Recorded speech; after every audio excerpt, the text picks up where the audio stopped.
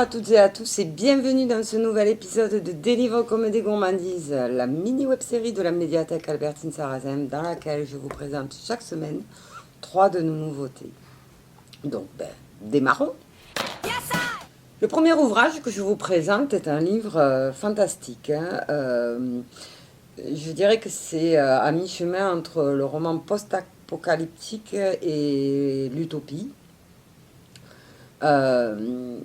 Ça s'appelle La ville peu de temps après, c'est écrit par Pat Murphy et c'est paru chez les Moutons électriques en 2021.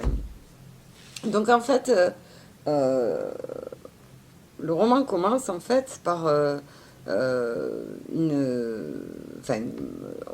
on se trouve après une épidémie de peste venue de on ne sait où, qui a décimé une grande partie de l'humanité.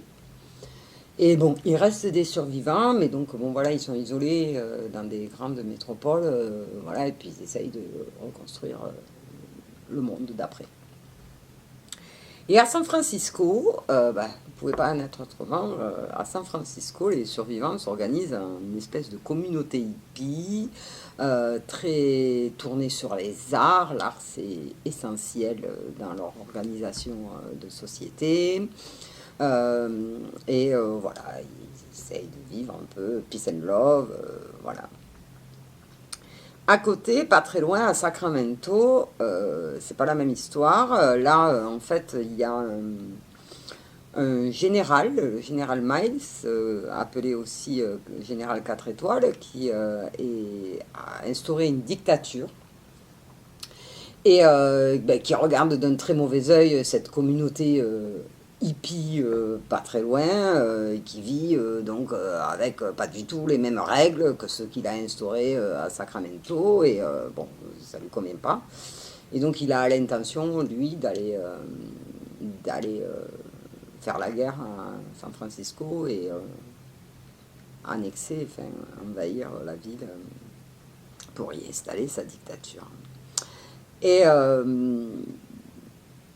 une personne qui vit à Sacramento, qui n'a pas de nom parce que sa mère est morte au moment où elle a accouché, donc elle n'a pas eu le temps de lui donner un nom, et donc on n'y en a pas donné, décide de partir de Sacramento pour aller prévenir les gens de San Francisco et les aider, voilà, ne pas être envahis et attaqués par les armées du général Miles.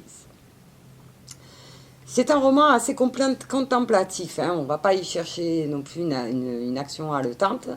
D'une part parce que c'est un roman où l'art est très très présent, à la fois dans l'organisation sociétale de la communauté à San Francisco, mais plus largement dans tout le roman. L'art prend une place énorme.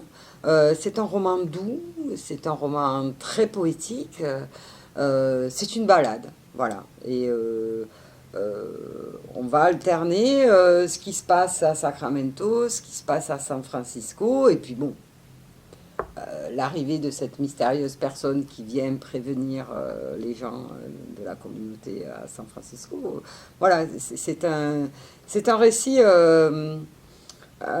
différent. Je pense que c'est un livre pour les rêveurs, ne serait-ce que le thème aussi peut-être, pour les flâneurs. Voilà, c'est une flânerie littéraire, je dirais. Voilà, c'est un roman qu'il faut prendre le temps de lire et que l'on va siroter lentement.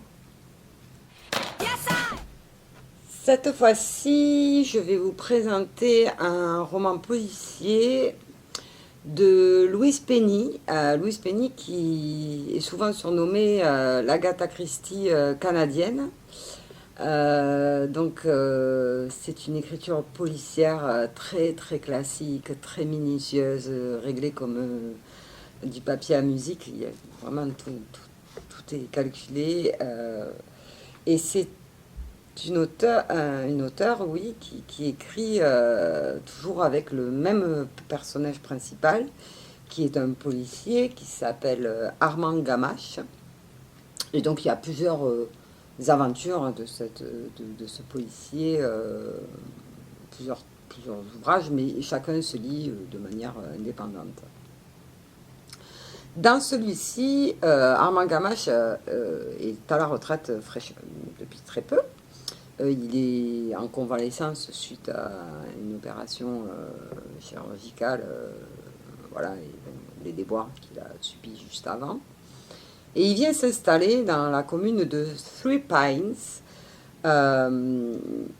pour se reposer, mais on lui propose en fait de diriger l'école de police de la sûreté. Et ma foi, il est assez tenté, donc il accepte. Sauf que quand il arrive dans cette école, il se rend compte que le management de cette école, ça va pas du tout. Ça va pas du tout, il y a de la corruption, des malversations, enfin il y a des choses pas terribles, et surtout la personne, le numéro 2 de cette école, qui s'occupe donc de manager cette école, un certain Serge le Duc, en fait c'est un personnage, un pervers, un fou violent, c'est un sale type, corrompu, enfin bon, il n'a rien pour lui, voilà. Mais plutôt que de l'évincer et de devoir justifier sans avoir vraiment de preuves, il décide de le garder dans un premier temps pour le piéger, et arriver à l'évincer par la suite. Sauf que cet homme, ce Serge le Duc, se fait assassiner. Et que, évidemment, comme leur relation n'est pas au beau fixe, Armand va faire partie des suspects. Lui et 4 autres étudiants qui seront aussi suspectés. Et donc, voilà, il va y avoir forcément une enquête. Alors, d'autres policiers vont arriver. Et bon, lui, il va aussi participer à l'enquête parce qu'il va aussi vouloir prouver son innocence. Hein. Et donc, voilà, cette histoire va se monter en puissance petit à petit, cette enquête. Et bon, tous les fils seront dénoués à la fin. Il y a un suspense haletant. C'est plein de secrets, voilà, on est dans une atmosphère faite de mystère, d'ambiguïté. Voilà, c'est savoureux, c'est un roman policier savoureux. Si vous aimez les romans policiers classiques, vous allez vous régaler. Et pour terminer cet épisode, je vous propose un ouvrage complètement différent. C'est un documentaire qui s'appelle Zéro virus sans Javel. 50 recettes pour tout désinfecter, manuel d'hygiène, faites vous-même vos produits pour une hygiène irréprochable au naturel. C'est écrit par Sylvie Ampiquian et c'est paru aux éditions Marabout en 2021. Alors, après 2 ans de pandémie, on est très sensibilisé sur l'hygiène des mains, la transmission des virus, etc.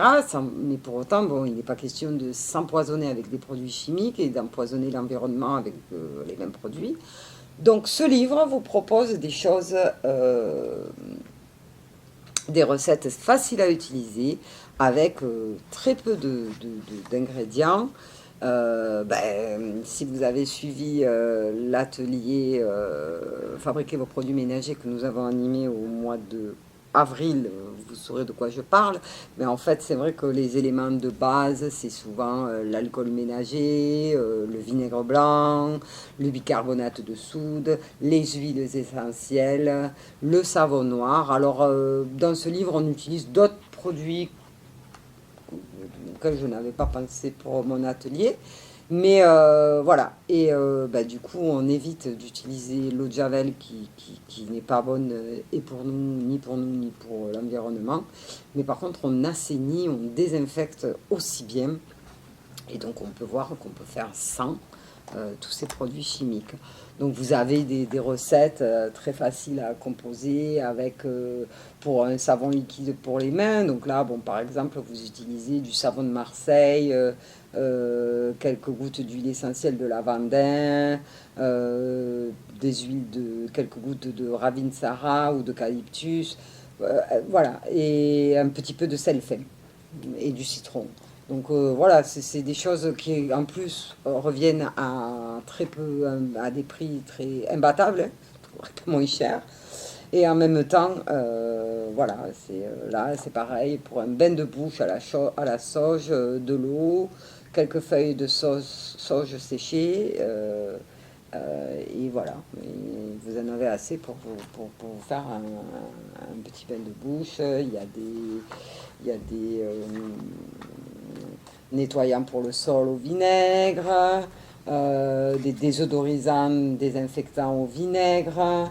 Voilà, vous avez vraiment... et puis alors, c'est très complet, hein, on couvre tout, que ce soit parfumer la maison, l'assainir, la nettoyer, vous-même aussi, des produits, enfin, c'est du dentifrice, voilà, des eaux fraîches et dynamisantes, voilà, c'est plein de petites recettes très faciles à réaliser.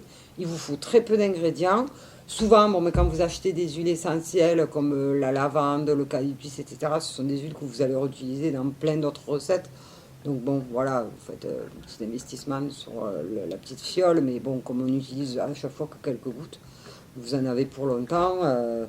Voilà, on peut très bien entretenir et assainir sans empoisonner la planète, donc c'est génial. Voilà. Et bien c'est tout pour cette semaine. Je vous souhaite de passer une très agréable semaine et puis nous nous retrouvons la semaine prochaine pour un autre épisode. À bientôt!